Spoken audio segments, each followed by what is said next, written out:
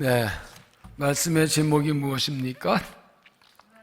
네, 고난의 때에 찾으시는 사람. 계속 빌립보서의 말씀을 통해서 고난 때 믿음을 보고 있습니다. 설원에 우리 얘기했습니다. 중세기에 노련한 수도사, 젊은 수도사를 교육합니다. 아직 초짜라 새내기라 좀 건방지고 좀 교만한 사람이었는데 일부러 딱딱한 흙을 가지면서 물 좀 부어봐. 붓더니 쭈르륵 흘러가 흐르지 않습니다. 그래서 이런 여기는 물 부어도 안 되지. 그리고 망치로 흙을 마구 때려 붓습니다. 그래서 짧게 부순 후에 물을 다시 부어 그랬더니 물이 잘 스며들어갑니다. 여기에 씨를 뿌리면 꽃이 피고 열매 맺지 않겠나? 이것을 우리는 깨어짐의 영세법칙이라고 말하지. 하나님께서 우리에게 은혜를 주시려 해도 내 마음이 딱딱하게 굳어 있으면 받지 못합니다. 그냥 지나갑니다. 예수 말씀하신 그 씨 뿌린 비유에서 길가 같은 말, 그냥 그러나 그것을 깨워 부술 때, 내 마음을 깨워 부수고 부드럽게 옥토가 될 때, 하나님의 은혜가 의미가 있어서 하나님 주신 비가 쭉 흘러들어 샘에 들어가서 꽃이 열매 맺게 되는 것입니다. 하나님께서 우리를 그렇게 깨뜨려 부수실 때가 있습니다. 스스로 깨어지 부서지지는 않아요. 어떤 일과 사건 통해서, 특히 고난을 통해서 부서지 부드럽고 겸손한 마음 됩니다. 그래도 고난의 때 우리는 하나님의 손길을 깨닫고 힘들지만 깨뜨리세요, 부시세요. 그런 복 주시겠죠 하고 그것에 맡기면 달라지고 새로워지는 것입니다. 고난의 때 이것이 믿음의 사람의 모습이죠. 고난을 그냥 받지 않고 손길로 받으면 그러면 하나님 내게 되는 것입니다. 그래서 예수는 고통의 문제라는 책에서 고난은 하나님의 메가폰이다 그랬어요.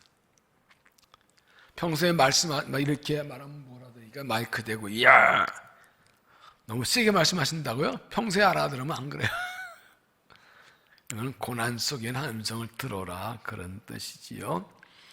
하나님 고난을 통해 우리에게 뭘 말씀하실까?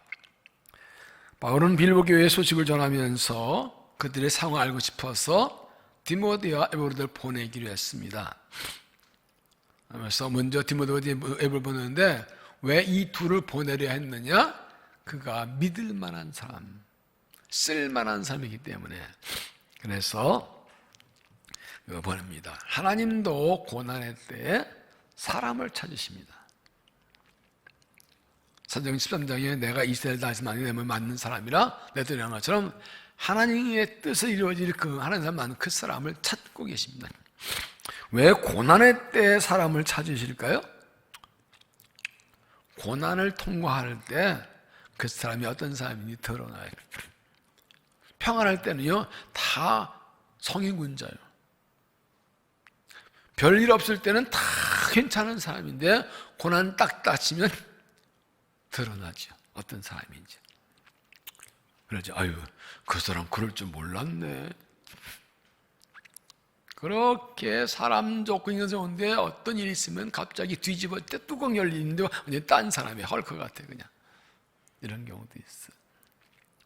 고난을 통과해 봐야 그 믿음이 드러나요. 편할 때 다 믿음 좋아요. 근데 고난 당하면 그 믿음이 흔들린 사람도 있고 낮은 사람도 있고 더 나은 사람도 있고 각자 달라요. 저 사람도 나도 고난을 통과해야 진짜 그게 믿음이. 고난할 때 내 믿음이 진짜 드러나죠. 그리고 고난을 통해서 사람이 달라지고 성장합니다. 그래서 하나님께서는 고난을 통해서 마치 딱딱한 흙을 부수듯이 나를 쓰시면서 만들어 가시기도 하는 겁니다. 하나님께서 나를 쓰시는 줄 하나님의 성이 붙들려서 하나님의 사람으로 쓰임받기 원합니다. 바울이 이들을 추천한 이유 무엇인가? 하나님 어떤 사람을 찾고 쓰시는가를 찾아봅니다. 첫째 무엇인가요? 복음을 위해 수고하는 사람. 19절에 내가 디모데를 돕기 너에게 보내기를 주 안에서 바람은 너의 사정을 나 이름으로 아니려 이 바데야민이 이는 뜻을 같이하여 너희 사정을 진실히 행할 자가 이밖에 내게 없습니다. 디모데를 보내기 원한다 하면서 디모데밖에 정말 믿으면 쓸만한 사람이 없다. 그가 어떤 사람인가요? 20절에 뜻을 같이 하여라고 그랬어요. 너무 나와 같은 마음으로. 디모데는 사도 바울과 뜻이 같다, 마음이 같다. 이 친구는 내 마음하고 똑같아. 내 마음을 잘, 내 뜻을, 내가 뭘 원하는지, 내가 뭐 하는지 내 뜻과 마음을 똑 아는 사람이다. 여러분, 같은 예수 믿고 같은 주의 일을 하는데도 생각이 다른 사람이 있어요. 같은 부름 받고 그러는데도 마음것이 다른 사람도 있어요. 그런데 우리가 같은 예수 믿고 같은 문화, 같은 주님을 위해 주의를 하는데 마음것이 다르면 되겠나요? 그래서 2장에서 앞에서 마음을 같이 하라고 말씀한 겁니다. 하나님 찾으신 사람 디모데처럼 하나님 일꾼과 마음을 같이 하는 사람. 하나님 세우신 일꾼 일할 때 그 하나님의 그 주신 마음을 알고 그 뜻이 내 뜻돼서 같은 뜻으로 가는 사람. 그런 사람이 믿음의 사람이죠. 기껏 일을 맡겼는데 딴 생각하고 있어. 나하고 생각이 달라. 그럼 어떻게 같이 일하겠어요? 방향이 다른데, 원하는 게 다른데, 그럼 같이 못 가지요. 하나님께서는 하나님의 부르신 뜻을 붙들고 살아가는 사람이 있을 때 그와 같은 뜻을 가진 사람을 찾으십니다. 그가 믿을 만한 사람이에요. 21절 보면 그들이 다 자기 일을 구하고 그리스도의 예수를 구하지 아니하되 디모데 연단을 너희가 하나니 자식이 아버지와 같이 나와 함께 복을 위해 수고하느니라. 세 번역은 모두 자기의 일만 관심이 있고 그리스도 예수에 관심이 없습니다. 그러나 디모데의 인품은 여러분이 알고 있습니다. 그는 자식이 아버지 하듯이 복을 위해 나와 함께 수고했습니다. 디모데의 뜻이 같이 하는 게 무엇이냐? 그는 복음을 위해 수고했다. 세번에 보면 다른 사람 다 자기 일만 관심인데 그 디모데는 그래서 예수에 관심이 있었다. 참 이상하지요? 당시 바울 주위에 많은 일꾼들이 있었어요. 디모데 말고도. 그런데 바울이 보니까 겉으로는 주 일꾼인데 다 속으로는 자기 일만 관심이 있어. 주님의 일에 관심을 가진 사람은 디모데밖에 없다. 정말 디모데는 바울과 뜻을 같이 하고 마음을 같이 하고 정말 주님의 일에 관심 가지고 복음을 해 수고한 사람이다. 여러분, 예수 믿는 것은 삶의 목적이 바뀌는 것입니다. 전에 자기를 살던 사람이 주를 위해 사는 것이죠. 고린도 5장 16절 5절 중요합니다. 그가 모든 사람을 대신하여 죽으심은 산자여금은 다시는 그들 자신을 살지 않고 오직 그들을 대신하여 죽었다가 다전하신 위하여 살게 하십니다. 예수 믿기 전에는 나를 위해 살았어요. 그런데 예수 믿고 보니까 나 같은 죄인이 구원받았어요. 예수님께서 나를 위해 죄 없으신데 굳이 나 구하려고 목숨 버려 죽으셨어요. 여러분, 내가 죽을 일을 당했는데 누가 나 대신 죽고 나를 살리면 고마워요, 안 고마워요? 대답이 없어요. 안 고마워요? 내가 죽는 게 나아요? 나 왜 죽지 말라 그래? 말도 안 되죠. 얼마나 감사해요. 나 대신 죽어주다니. 그럼 어떻게 그를 위해 안 살아요? 저희 작은 아버지가 오래전에 무릎 수술해서 이게 물이 안 좋아서 영지뼈를 깎아가지고 이게 붙이는 대수술을 하셨는데 한 40년 오래전이죠. 근데 마취를 안 하고 하셨어요. 뼈 깎는 수술을. 왜 그런지 아세요? 예수님의 고난을 체험하겠다. 말이 되나요? 예수님이 나를 십병 기우셨는데 내가 그거 좀 체험하겠다고, 좀이라도 체험하겠다고 뼈를 잘라 깎아서 맞추고 마사 방금 이거를 수술 안 하겠다고 했어요. 제가 보기엔요, 되게 독해요. 와. 그리고 매년 수술할 날짜가 되면 의사한테 케이크를 보내요. 수술 잘해서 고맙다고. 매년 10년 넘게.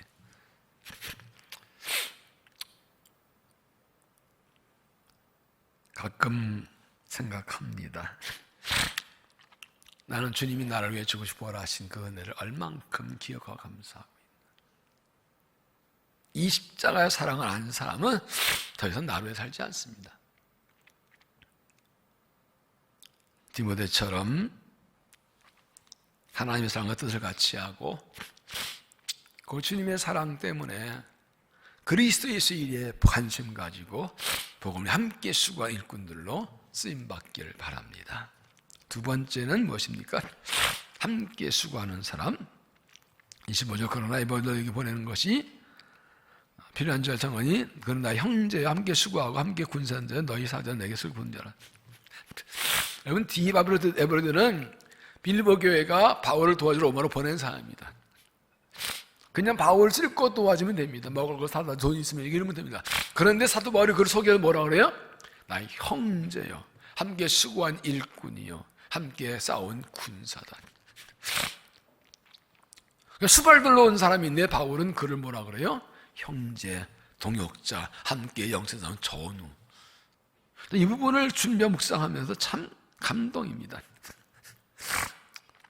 이 에베소가 빌립보에 보내는 대로 그냥 바울을 먹을 걸 사다 주고 돈 필요하면 돈 갖다 주고 도와주고 상을 그거 한다고 누가 뭐라 그거 하면 다 해요. 누가 뭐라 할 거 없어요. 시키는 거 다 하는 거예요. 그거 충분한 거예요. 근데 에베소들은 바울의 형제같이 일했어요. 동역자로 일했어요. 함께 싸운 영적 군인의 전우같이 뭐요? 맡긴 것보다 더 했다는 거예요. 시킨 것보다 더 했다는 거예요. 왜요? 나도 주의 일꾼이라고요. 바울이 복음을 위해 고생하는데 나도 이 도와야 되겠다. 빌레몬서에 보면 바울이 오네시모를 빌레몬에 보내면서 내가 유언보다 더할 줄을 확신하라 그랬어요. 누가 진짜 믿으면 사람이에요? 맡김보다 더하는 사람이에요. 이거 옮기면 끝이에요. 근데 옮긴 자리를 치우고 잘 놀라고 했어요. 이건 더 하는 거예요. 이게 진짜 형제가 동역자고 전우예요. 이런 사람이 필요하지요.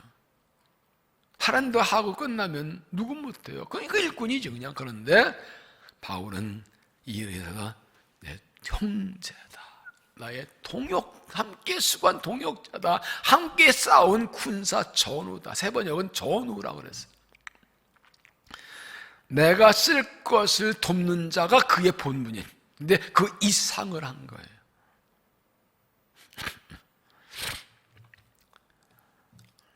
이걸 합해서 말하면 에베소는 바울과 함께 고난을 겪은 사람, 항상 함께 있는 사람, 바울이 어렵고 힘들 때 늘 옆에 있었던 사람.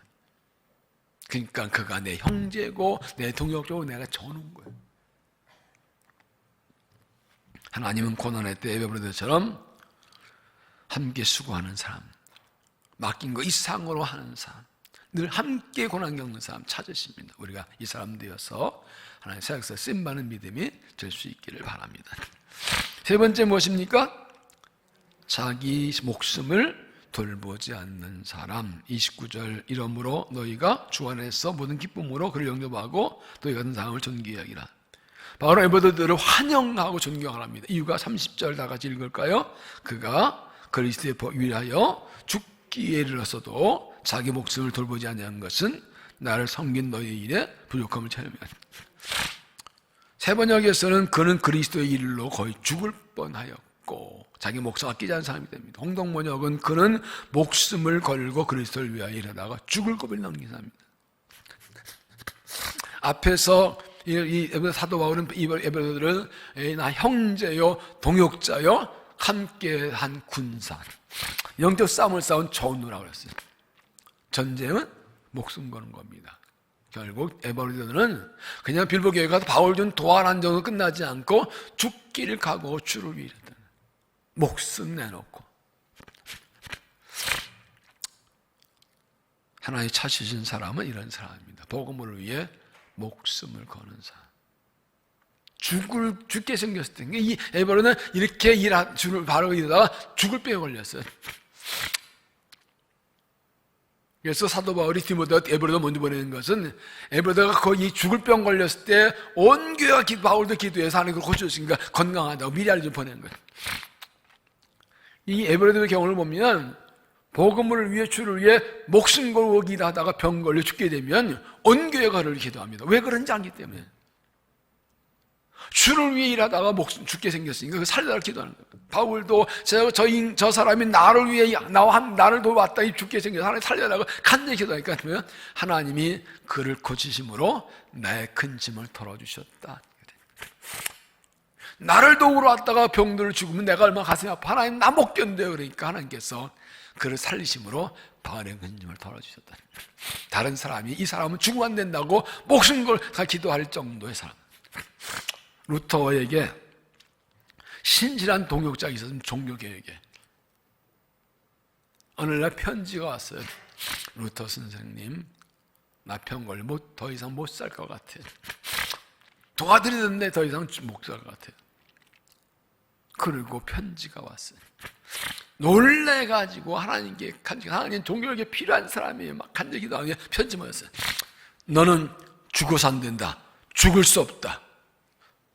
하나님이 너를 필요하신다. 너는 날 것이다. 살 것이다. 예수 명령하니 병이해서 낫고 일어나라. 살아나라. 명령한 편지를 보냈어요. 왜요? 복음을 위해 필요한 사람. 꼭 필요한 사람이에요. 저 사람 죽으면 안 돼. 나를 또한 이 복음을 위해 이 일을 성공해야 돼. 그 편지를 받고 이 사람이 벌떡 일어나 힘을 얻고 살려주셨어요. 여러분, 에베르처럼 이 루터의 그 동역자는 내가 죽을 병에 걸렸을 때 다른 사람들이 하나님 저 사람 죽으면 안 돼요. 지금 죽으면 안 돼요. 살려주세요. 주를 위해 꼭 필요한 사람이라고 목숨 걸고 막 간절히 저 사람 살려달라고 매달 기도하는 나 그런 사람일까요? 병 걸렸대. 아유 안타깝네. 아유 나으면 좋겠는데 살려줘. 그 정도 기도 누가 하죠? 안 된다고. 루터처럼 너는 살아야 된다고 하나님 명령나고 필요하다고 막 강력하게 할 정도로 바울과 빌보교회 에베르 들어올 때문에 살려라고 간절히 기도한 것처럼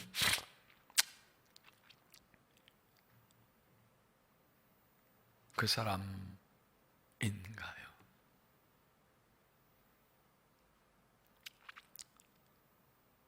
그런 사람 하나님이 찾으십니다. 내가 그 사람 되기를 원하십니다. 왜 하나님이 이런 사람을 찾으시나요? 예수님이 그러셨기 때문에. 빌립보서 2장 6절 그는 근본 하나님의 본체시나 하나님의 동tem을 절개 여기지 아니하시고 오히려 자기를 비워 종형체를 가지사 사람들과 같이 되셨고 사람의 모양으로 나타나서 죽기까지 자기 낮추시고 죽게 복장하시고 십자가를 주십니다. 예수님은 나를 살리기 위해서 목숨버려 십자가를 지셨어요. 그래서 마태복음 16장에 이렇게 말씀하시죠. 누군 나를 따라오려는 자기를 부인하고 자기 십자가를 지고 나를 따를 것이니라. 나 누군지 제 목숨을 구원하여 잃을 것이요 누군지 나를 위해 제 목숨을 잃으면 찾으리라. 죽고자 하면 살고 살고자 하면 죽는다. 네, 여러분 아무리 믿음이 좋아도 주까지 복종해라 주를 위해 죽어야 된다 그러면 썩 기분이 좋지는 않아요. 부담스러워요. 그죠? 솔직히 얘기해봐요. 다 똑같아요. 여러분 우리가 한국에서 지금 신앙하면서 주를 위해 일하다가 죽을 일은 그렇게 많지 않아요. 지금은 뭐 다른 나라에서는 예수 믿다가 예수 전하다가 잡혀 죽고 순교하는 지금도 있습니다. 우리 현실은 꼭 그렇진 않아요. 물론 주에 충성하다가 병에 걸린 경우도 있긴 있겠지만 정말 주를 위해 목숨을 내놓고 이럴 정도로 그런 급박하고 위험한 상황은 사실 많지 않아요. 뭘 말합니까? 목숨을 걸 정도로 지금 작은 일에 충성하라는 거예요. 목숨 내놓을 정도로 이 주신 일에 충성하라는 거예요. 이 일을 위해서 목숨도 버릴 정도로 죽을 상황이 됐어도 죽으면 죽지 하고 할 정도로 지금 내게 주어진 그 주님의 일에 충성 순종하라는 거죠. 왜 그런지 아세요? 사람이요, 죽기를 각오하면 못할 게 없어요. 힘들어, 피곤해, 바빠, 뭐 몰라, 힘없어 하고 그러지만 죽는 것보다 나아요, 그죠? 그렇다고 죽진 않아요, 그죠? 즉 이 상황에서 이거 한다고 내가 당장 죽는 건 아니에요. 죽을 것 같으면 살기 위해서 뭐든지 할 거 아니에요. 그리고 안 그리고 대답이 없이요? 마스크 없이 제가 핑계대가 가만히 있겨? 그런데요, 우리 삶의 현실, 육체 현실로는 죽을 일이 그렇게 하면 하지 않지만 영적 현실은 지금 대단히 심각한데, 전 세계 똑같아요. 이 영적 현실은요, 예수 믿는 것, 주님의 일을 하는 것, 교회를 세우는 것 점점 어려워집니다. 십자가 가지고 죽기를 각오하는 믿음이 없으면 별거 아니래 툭툭 나가 떨어질 거예요. 코로나 한번 지나가니까 뭐 많이 흔들리잖아. 아직 안 지나갔지만. 개인적으로 기도하면서 이 코로나 사태 보면서 그래요. 하나님께서 한번 탁 던지시고 어쩔게요? 이래도 잘 믿을게요? 요것 때문에 흔들릴게요? 보시는 것 같아, 우리의 믿음은. 예수님께서 그 마지막 때 심판을 타작마당에 키질이라고 표현하셨죠. 키질 해보셨죠? 안 해봤을 때 알긴 알죠? 이렇게 변화락을 해가지고 키에 넣고 이렇게 두면 알고 안 들어가 갑자기 이제 나라고 죽정이 겉으로 나오고 알고만 들어오죠. 키질 한번 하면 다 걸러져. 알고가 죽정이가 키질 하면은 알고는 들어 죽정 밖으로 나가게 돼 있어요. 결국 마지막 심판은 이 알곡과 가라지, 죽정이 신자를 걸러내는 거거든요. 그래서 알곡은 창고들이고 죽정이 불에 태우는 게 심판이거든요. 근데요, 마지막 심판 오기 전에 하나님 수시로 치질을 하셔요. 뭐를요? 고난으로. 삶의 고난으로, 영적 고난으로, 현실로 키질 한번 해보면 이제 평생 나 믿음 좋은데 한번 키질하면 이게 사기도 모르게 무게 없으면 날라가고 무게 있으면 주 안으로 들어오고 무게 없는 껍데기는 주 밖으로 날아간다. 하나님이 키질을 참 오래 하셔요. 많이 골라내시려나 봐.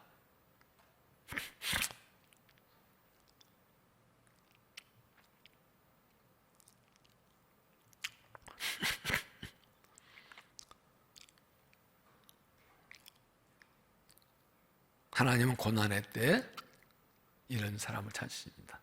목숨 걸고 내 목숨 돌보지 않고 막 아직도 뭐 좀 그래 주이려면 내가 조금 손해보고 좀 힘들어하고 수고하고 그러지 뭐. 그리고 갈 수 있는 그 사람, 저 여러분 될 수 있기를 바랍니다. 디모데에 대해서 22절에 이렇게 말씀하지요. 디모데 연단을 너희가 안 하니. 연단이라는 단어가 참 중요합니다. 훈련이라는 뜻이죠.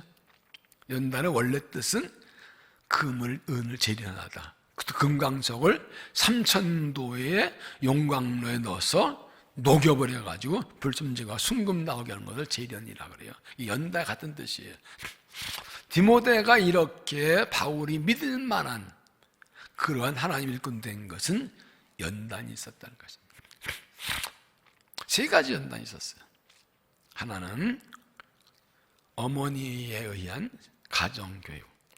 디모데후서 1장 5절에 이는 내 속에 거짓이 없는 믿음이 있음을 생각함이라. 믿음 먼저 내 외조모 로이스와 내 어머니 유네께서 있더니 내 속에 있는지를 확신하라. 디모데 외할머니 로이스가 자기 딸 유니게를 믿음을 양육하고 유니게가 자기 아들 디모데를 가정에 양육하고 이 가정에서 신앙훈련이 있습니다. 또 하나는 바울의 연단단 보고 나온 아들이라고 해서 디모데는 자식이 아버지 안에서 바울을 아버지처럼 믿고 따랐고 바울은 디모데를 아들처럼 양육 훈련시켰어요.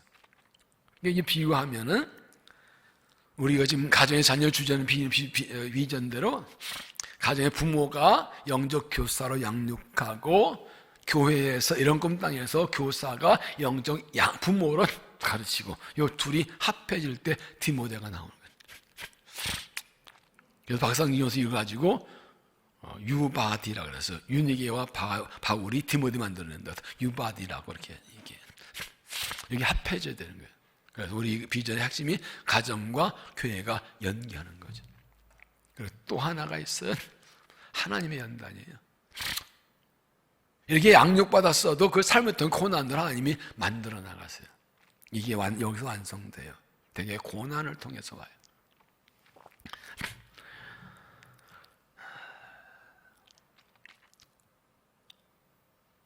그래서 우리들 자신이 잘 훈련받고 우리 아들들 다음 세대를 잘 훈련 연단해서 디모데 같은 사람을 세워나가는 교회와 가정이 될 수 있기를 바랍니다. 고난에는 하나님의 뜻이 있습니다.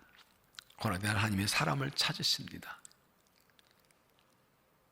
디모데처럼 한 복음을 위해 수고하는 사람, 에베레스처럼 함께 수고하는 사람, 그리고 목숨을 돌보지 않는 사람을 되어서 쓰임받는 믿음이 될 수 있기를 바랍니다.